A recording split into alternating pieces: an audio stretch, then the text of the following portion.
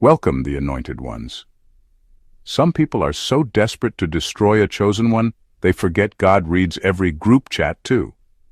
Let that sit for a second. You thought the attacks were over. You thought the lies were their final move. But what if I told you? One of your biggest attackers is currently battling a sickness so dark, so secret, and so spiritually inflicted. They're literally rotting from the inside out and doing everything in their power to hide it from the world.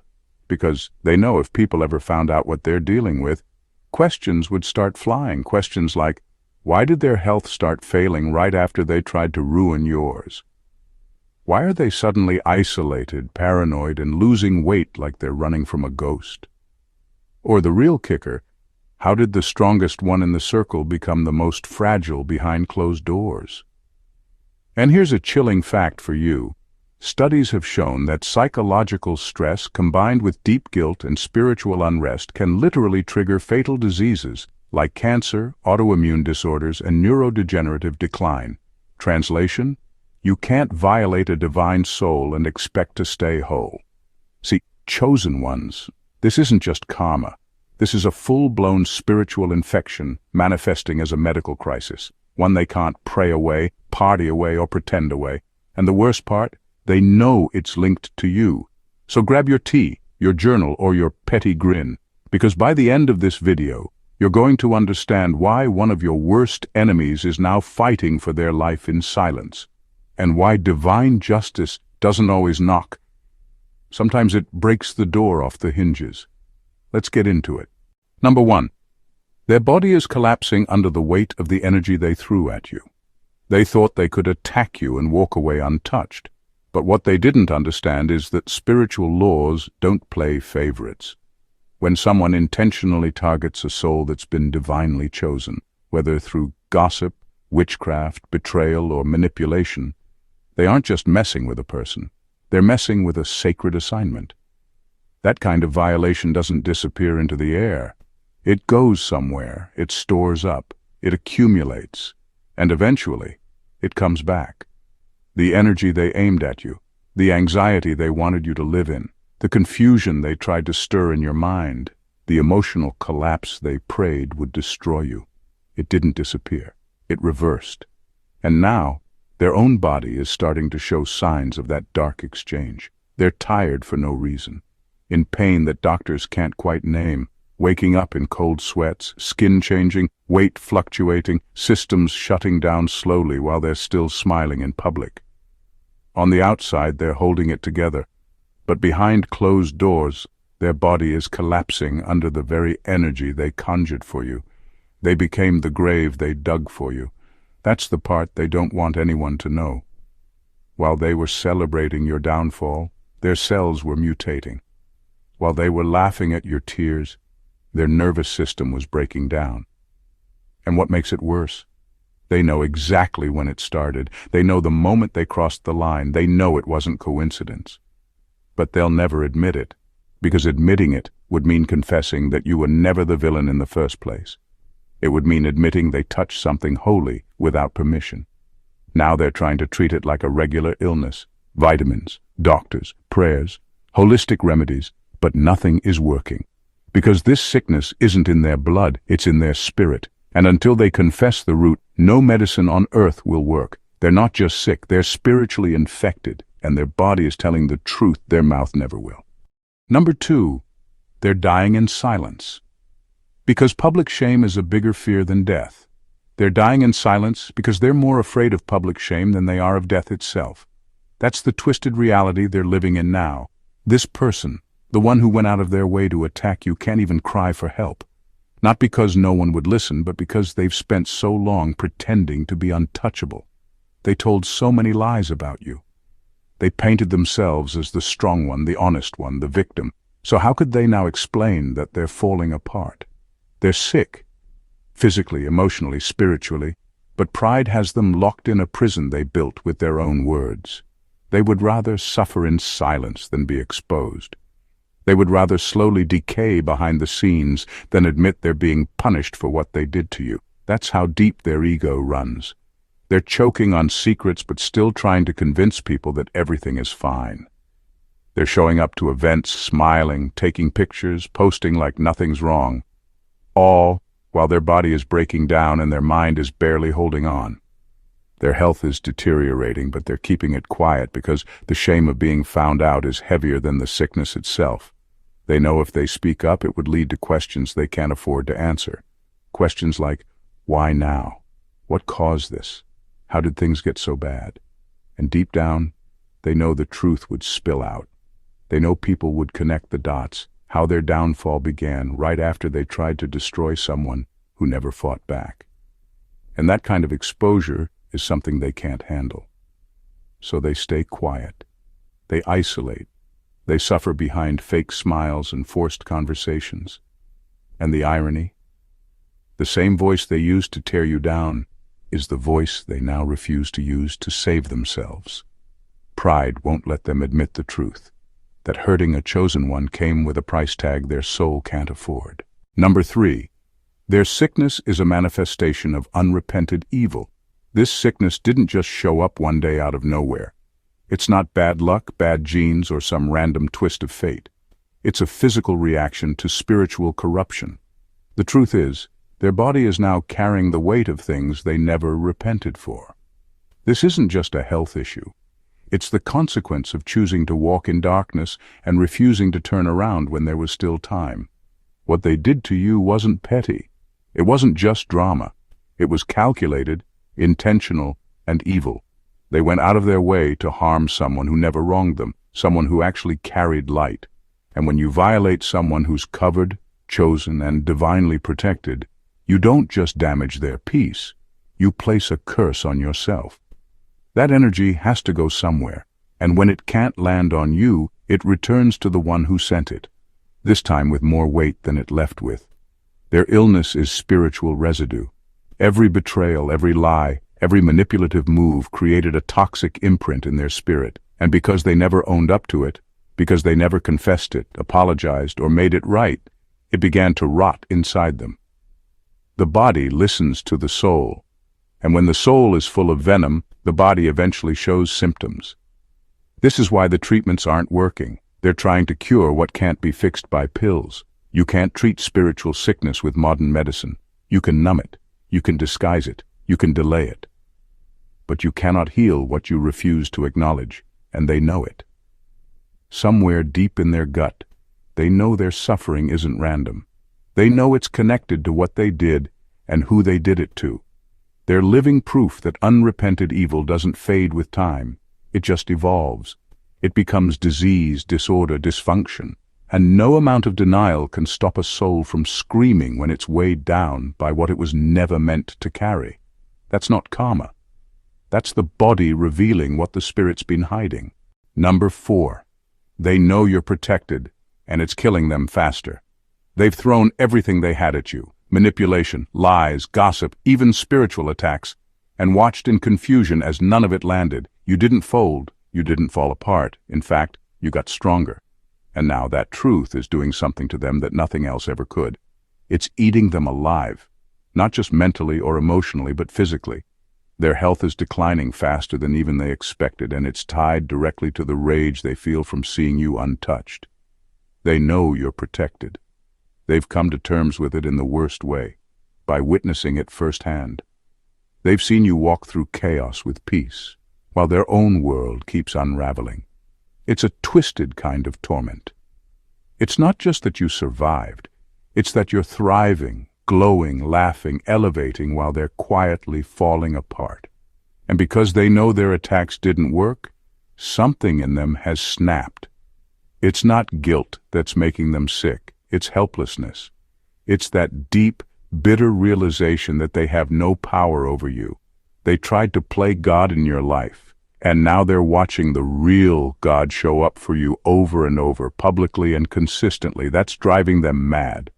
It's speeding up the stress in their body, triggering diseases that were dormant, causing their immune system to crash under the pressure of jealousy, anger, and confusion. Every time you post a smile, walk with confidence, or speak from your healed place, it's like a reminder that they failed. And failure for someone who feeds off control is unbearable. Their spirit is crushed because the one thing they thought they could destroy became the one thing they can't even touch. That kind of emotional collapse doesn't stay in the mind. It spreads. Their heart rate, their blood pressure, their sleep, their digestion, everything is out of sync because peace lives with you and punishment lives with them. They're not just watching you, they're watching their own body betray them every day, all because your divine covering proved to be stronger than their attacks. And they know it. That truth is the slow death they can't escape. Number 5. They're hiding their condition from their circle because they lied about you first. They can't come clean about their condition because doing so would unravel everything they built their fake image on. They spent so much time and energy convincing people that you were the problem, that you were toxic, that being connected to you brought chaos, misfortune, and bad energy. They whispered about your dark aura, your bad karma, and warned others to stay away like you were some kind of disease. They played the victim so convincingly that their circle believed it. Some even joined in. But now the tables have turned, and not quietly. Their health is declining, their energy is gone. Their body is fighting something they can't explain away. And the people closest to them are starting to notice. The missed calls, the weight loss, the pale skin, the doctor visits, the silence. But they refuse to talk about it, because if they admit what's going on, someone will ask why. And they can't answer that without exposing the whole performance. How do you explain that the person you swore was cursed is now healthy, glowing, and at peace, while you're falling apart? How do you admit that the one you labeled as dangerous is actually divinely protected, and that you're now the one being swallowed by darkness? You can't. Not without admitting you lied. Not without confessing you tried to destroy someone who never touched you. So they suffer in silence. They fake wellness in the group chats. They keep their medical appointments secret. They pretend it's stress or just a cold. But deep down, they know the truth. They are paying for the narrative they spun. Their pride won't let them reach out. Their ego won't let them confess. Because to tell the truth would mean giving up the false power they gained from slandering you. And they're not ready for that. So they suffer alone, trapped by the same lies that once gave them popularity. The mask they wore to ruin your name is now suffocating them. And no one in their circle even knows they're gasping for air. Number 6. Their immune system is attacking them the same way they attacked you. What they did to you wasn't just an emotional betrayal. It was a spiritual assault. And now that energy has echoed back, not in a way they expected, but in the most personal, inescapable way possible. Through their own immune system turning against them. This isn't just illness. It's poetic justice written in the language of biology. They broke spiritual law when they came after you. They moved with envy, malice, and intentional harm, launching attacks that went beyond normal human conflict. You weren't just another person. They knew there was something sacred on your life, and still they aimed to destroy it. Now their body is repeating that same betrayal internally. Their immune system, which was designed to protect them, has started misfiring, mistaking healthy cells for threats, attacking their joints, their skin, their organs. The same way they mistook your light for a threat and went to war against it, their body is now going to war against itself. Autoimmune disease is one of the most symbolic forms of sickness. It doesn't come from outside. It's an internal rebellion. And that's exactly what's happening inside them. There is a war within, and it mirrors the spiritual war they tried to start with you. They tried to make you doubt yourself. They tried to tear you down piece by piece. Now their body is doing the same thing to them, slowly, painfully, silently. Doctors can't explain why it started. Treatments only provide temporary relief. Nothing is really stopping it because this isn't just medical. It's spiritual decay showing up in physical form. They created division in your life. Now their body is divided. They sowed destruction. Now they're the ones being destroyed from the inside out. It's not random. It's not unfair. It's reflective. Their sickness is the perfect mirror of the chaos they tried to plant in your life. And the most terrifying part, there's no medicine for that kind of curse, only repentance. But their pride won't allow it, so their body continues to carry out what their spirit began. Number 7. They're haunted by night terrors because their spirit is convicted, not just their flesh. They're not just losing sleep, they're being tormented by the weight of what they did. This isn't just restlessness or a bad night here and there. These are night terrors that come like spiritual court sessions. Every time they close their eyes, they're dragged into dream states that feel more real than waking life. They see faces they tried to forget, hear voices they swore they silenced, and your face, it keeps showing up, not out of guilt alone, but because their spirit knows it violated something sacred. This isn't insomnia, this is conviction on a soul-deep level. While the body tries to rest, the spirit is being summoned to answer for crimes it hasn't repented for. That's why they wake up gasping. That's why they can't sleep for more than a few hours without a jolt of panic hitting them like a tidal wave. They're not being attacked in their sleep, they're being confronted. There's a difference. Attacks come from outside. This is internal judgment rising up from the depths of their own choices. Every lie they told about you echoes back in those dreams. Every act of sabotage replays, not from their perspective, but from yours. They're being forced to feel the pain they caused, and their ego can't block it in the dream world. There's no filter, no mask, no performance, just raw truth. They try to pray now, but the prayers feel cold, powerless. They light candles, burn sage, try spiritual cleanses. But nothing works because nothing they're doing addresses the real issue, unrepented evil. Their soul is on trial every night, and the judgment isn't coming from some outside force trying to harm them, it's coming from within. Their own spirit is forcing them to relive what they ran from. And that's the scariest part. They're not afraid of demons. They're afraid of truth. Because the nightmares aren't random. They're justice. Their sleep is no longer a place of rest. It's become a courtroom, and they show up guilty every time. Number 8. They tried to trade your destiny for temporary power, and got a lifelong curse instead. They weren't just jealous of you. They wanted to be you, but not in a flattering, harmless way. They wanted your calling without your character, your favor without your foundation, your spotlight without your scars. So they did something dark, something desperate. They tried to cut a spiritual corner. They made a trade in the unseen, one that cost them far more than they understood. What they did wasn't just betrayal. It was a spiritual transaction.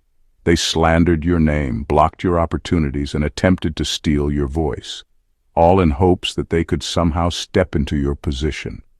They tried to hijack your destiny by making backdoor deals, speaking curses over your life, and aligning with forces that promised elevation in exchange for your fall. But what they didn't realize is that real destiny can't be stolen. It's encoded in your soul, not just your situation. The fine print of that spiritual exchange was brutal. They didn't just fail to take what was yours, they absorbed everything you had to survive. The pain, the pressure, the isolation, the internal war you had to fight for years just to stay sane. The rejection that almost crushed you, all of it transferred to them like spiritual residue. They thought they were going to walk in your crown. Instead, they're drowning in your cross. They gained nothing.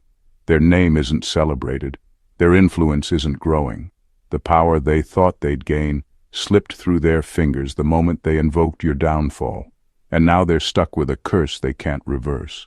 A life they no longer recognize. A soul under judgment. They carry a sickness that doesn't just hurt, it lingers. It multiplies. It follows them everywhere they go, because what they touched wasn't just a person. It was divine property. They didn't just try to sabotage you. They tried to swap roles with you in the spiritual realm.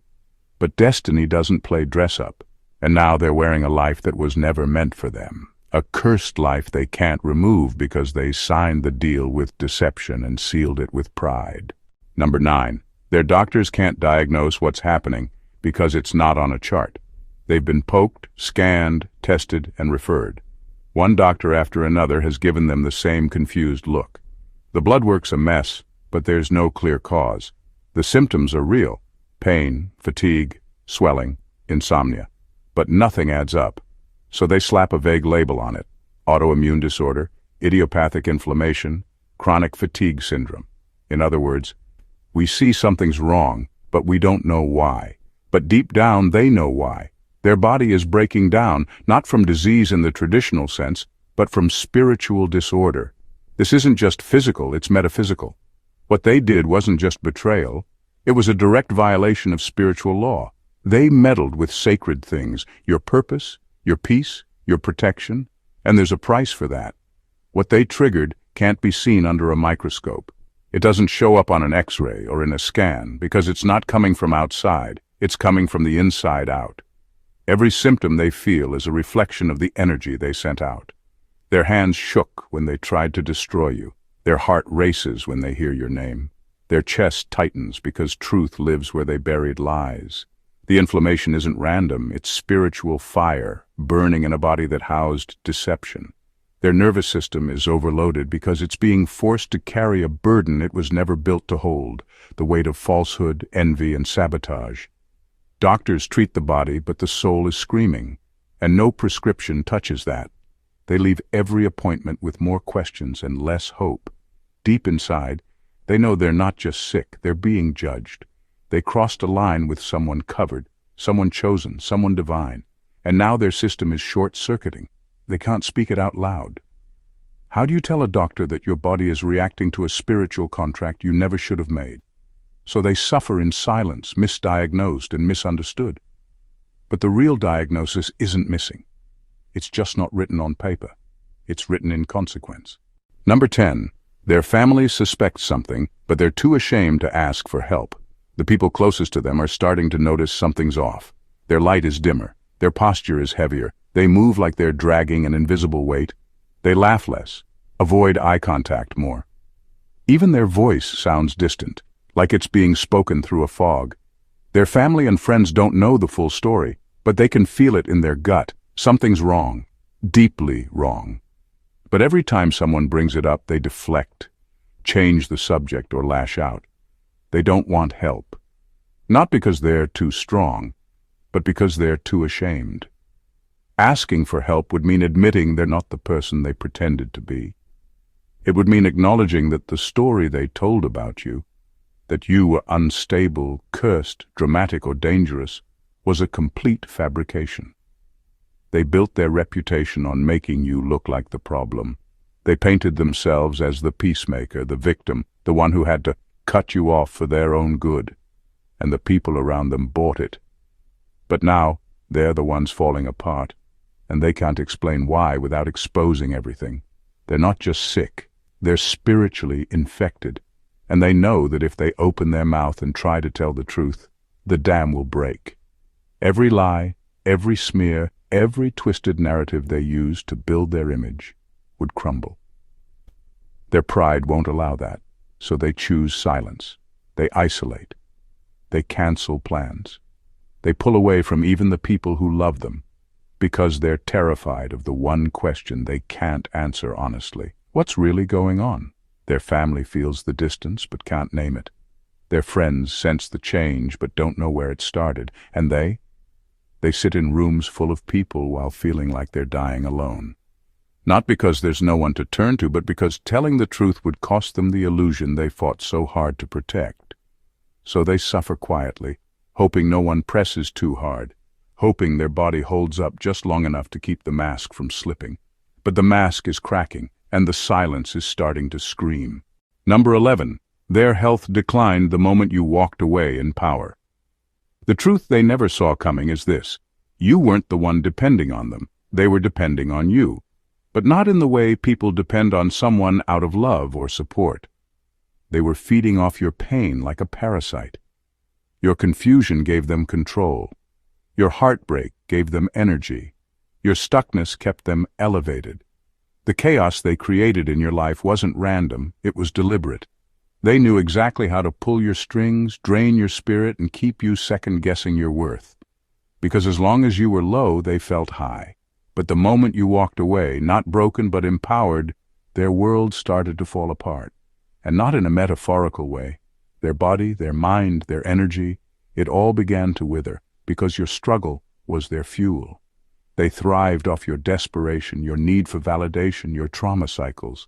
They were never stronger than you. They just stayed close enough to siphon your strength while keeping you weak. When you finally said, enough, and backed away. They weren't just shocked. They were cut off from the only source of power they had. You weren't just a victim to them. You were a lifeline. They mistook your vulnerability for weakness, when in fact it was sacred power trying to heal through love. But they never wanted healing. They wanted dominance.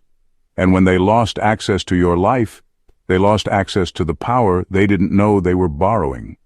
That's why their health took a sharp turn, why they started aging faster, why their energy disappeared, why even their confidence began to erode. Your exit wasn't just a boundary, it was spiritual surgery. You removed the cord they latched onto, and without your energy to feed off, their bodies started reflecting the truth of who they really are. Weak without the illusion of control. They needed your struggle to survive, and when you rose into your purpose, they were left with their own emptiness, and it's killing them slowly but undeniably. Number 12. They were warned in the spirit realm and ignored it. Before their body ever showed a single symptom, their spirit was already being called out. Warnings came, not once, not twice, but repeatedly, in dreams that shook them, in conversations that seemed oddly timed, in signs that stood out so clearly they couldn't call it coincidence. They heard whispers in their soul telling them to stop, to turn around, to leave you alone. But they didn't listen. Not because they didn't understand the message, but because they refused to believe the consequences would actually touch them. They thought they were untouchable. They thought their charm, their status, their secrecy, or their rituals would protect them. But pride made them deaf. Jealousy made them blind. And entitlement made them reckless. So they kept going, kept lying, kept manipulating, kept trying to sabotage what was never theirs to control. Every warning was a chance to escape the fallout, and every time they chose destruction in disguise. They even had dreams that left them sweating, dreams where they were being chased, judged, or watched. Faces of people they wronged, especially yours, kept showing up. But instead of waking up and seeking truth, they brushed it off as just a bad night. Some even got direct messages from spiritual people in their life. A random stranger in a store, a friend with a prophetic nudge, even a child saying something unsettling. Still, they ignored it. They laughed, rolled their eyes, shrugged it off. Now they're in a place where nothing and no one can stop what's unfolding. Not because there's no mercy, but because they trampled on mercy too many times. You were the final warning. What they did to you tipped the scale. And the sickness they carry now, it's not some freak illness, it's the fruit of rebellion. They planted seeds in dark soil and watered them with arrogance. And now the harvest has come. This isn't karma, this is consequence, divine, direct, and overdue. They were told, heaven made it plain, but ego made them ignore it. And now they're paying for what they swore they'd never answer for. Number 13. They mocked your healing season, and now they're desperate for one. They used to roll their eyes when you talked about healing. You cried in silence, and they called you dramatic.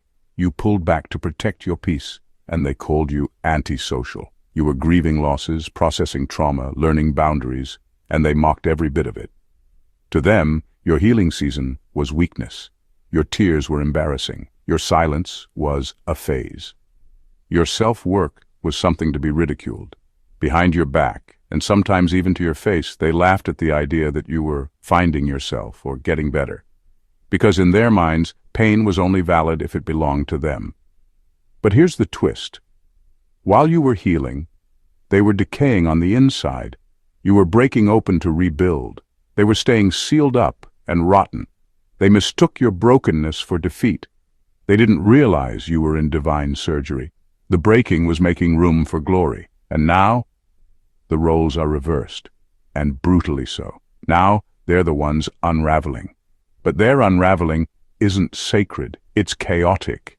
They're desperate for answers, for relief, for something, anything, to make the pain stop. And in their panic, they're reaching for everything they once mocked. Therapy, Reiki, herbalism, spiritual cleanses, occult rituals, fasts, affirmations, grasping at all of it like it's a magic fix. But nothing is working. Not because healing isn't real, but because they're not entering it with truth. They want relief without repentance. They want breakthrough without the breakdown. And healing doesn't work that way. They're realizing too late that healing isn't weakness, it's warfare. And they weren't built for that kind of battle because they never expected to need it. They thought they'd never fall, but now they're watching their own reflection deteriorate, wondering how the one they mocked for being too emotional is the one walking in peace, power, and purpose. You took the long road to heal. They took the shortcut to destruction. And now they're crawling through the ruins of their choices, while your light is proof that restoration is real for those who never mocked the process. Number 14. They're trying to pass their sickness onto someone else spiritually. They're getting desperate now, not just for relief, but for escape. And instead of facing what they've done, they're doing what they've always done, looking for someone else to blame, someone else to carry the weight. This time, though, it's not just emotional manipulation or gossip, it's spiritual transference.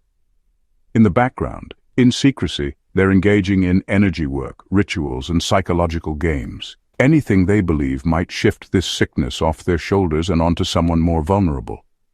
They want a spiritual scapegoat, someone innocent, someone wide-eyed and unaware, someone who, like you once were, has a soft heart and an open spirit. They think if they can find the right person to dump this sickness on, they'll be free.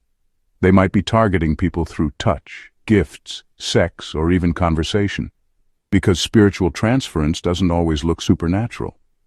Sometimes it looks like manipulation disguised as connection. But what they don't realize is that this particular burden was sealed. It's not just a weight, it's a sentence, a contract signed in blood, not ink. This wasn't a casual mistake, it was deliberate sabotage against a divinely chosen soul, you. And when you touch something sacred with unclean hands, the consequences are permanent. What they tried to transfer was never theirs to begin with. The sickness isn't a random illness, it's the echo of the weapon they built against you, now boomeranging back at them with force. You broke free. You healed. You detached. So now their spiritual disease has nowhere to land but home. And even if they think they've succeeded in passing it off temporarily, it always returns. Curses that are assigned by consequence, not by spell, don't just stick to flesh. They're tied to deeds. You can't transfer what you were destined to carry. They're discovering that too late. Every attempt to shift the burden only multiplies it, like trying to throw a boomerang and getting hit twice as hard on the return. The same way they once played with your spirit like it was disposable, they're now watching their own reflection twist. And this time there's no scapegoat, no proxy, no innocent to absorb what was never meant to be passed on. Just them and the curse they birthed with their own hands. The curse they carry can't be reversed by manipulation, only by truth. And truth is the one thing they've spent their whole life avoiding. You see, chosen one, this was never just about you. It was about what you carry. Your light exposes everything fake. Your resilience humbles everything prideful. And your protection offends every spirit that thought it could break you. What they didn't understand is that attacking you wasn't just an act of cruelty, it was a direct challenge to divine authority. And heaven doesn't take those lightly. They touched something sacred when they touched you, and now what they launched in secret is destroying them in silence. While you rise in peace, they're crumbling in confusion. While you sleep with clarity, they wrestle with shadows. And while you've moved on with grace, they're trapped in a prison of their own making, haunted by guilt, consumed by sickness, tormented by what they refuse to admit. They're watching your healing unfold while their own bodies betray them. They're watching doors open for you that they tried to shut. They mocked your process. Now they'd trade everything to get back what they once laughed at. But time has spoken, and justice is not delayed. Let this be your reminder. You never needed revenge. Your alignment was your defense. Your integrity was your shield. You didn't have to prove who you were. Your survival did that for you. You are not only protected, you are proof that no weapon formed against the chosen will prosper, and anyone bold enough to test that truth is now living out the answer. Not in a courtroom, not in the public eye, but in their own mind, body, and spirit, where no one can lie, no one can escape, and no one can pretend it isn't real. Justice doesn't always come loud. Sometimes it whispers through symptoms, speaks in dreams, and delivers its final word in silence. But when it shows up, it never misses. If this message shook something in your spirit, don't just scroll past. This is the kind of truth the world tries to silence, but we're bringing it into the light, one revelation at a time. So make sure you subscribe to the channel and turn on all notifications so you never miss a word that's meant to set you free. Like this video if it spoke to you. Comment below.